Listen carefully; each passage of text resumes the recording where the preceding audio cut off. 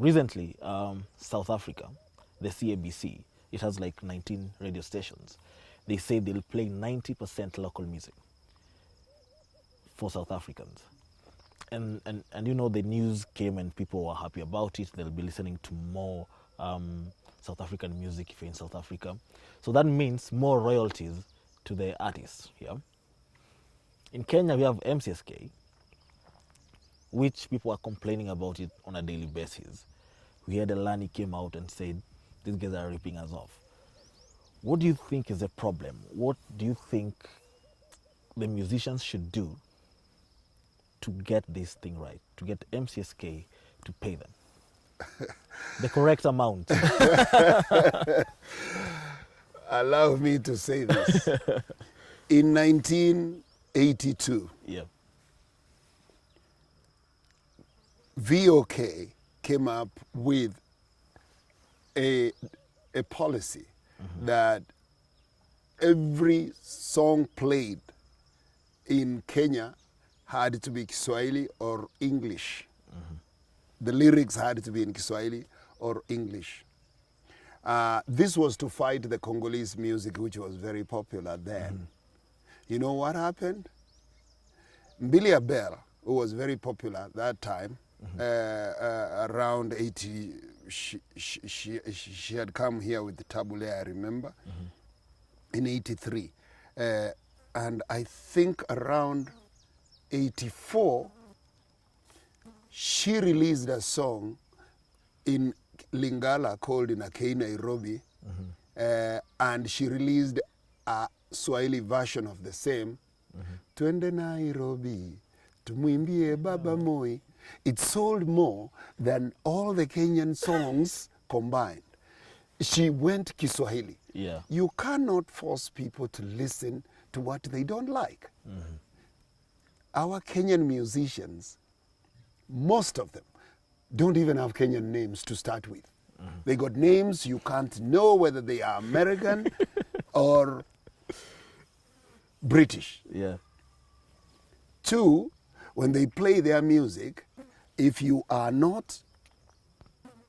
play it to someone who doesn't know them, they wouldn't know whether that music was done by an English person Or an African. or an African person. In fact, Africa would be too far from that music. All right? They play hip-hop music, and they say, Kenyan music is not being played. Which Kenyan music? It is not African to start with. How can it be Kenyan? Yeah. So I know I'll be very unpopular with the young generation, but you know, I have no apologies to make. I just think that for Kenyan music, for Kenyan musicians to prosper, first they got to build a beat that is African in nature and perhaps bring it down to Kenyan in nature. All right? In the feel of it. Okay? Has to be Kenyan. Like what Sauti Sol is trying to do right now. Going back to music that was played in the 60s by the late George Mukabi and other people, and still making headway. Yeah. That is the right direction. I told Eric Wainaina, and if he came here, he will tell you. Eric Wainaina started with a group called Five Alive, and they were doing hip hop. Then after when they were doing hip hop, I remember featuring them on my music show called Music Time then, which was pretty popular. But at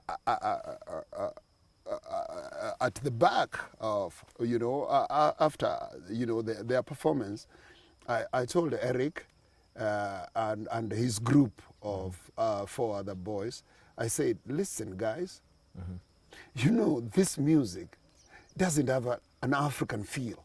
Yeah. It's not authentic. From where I sit, I don't think you'll go far with this kind of music. And they didn't like that. So, as fate would have it, Eric and 2 others, I think, Kamau and somebody else, they went to the US for studies. When they came back, Eric started singing Benga. Yeah.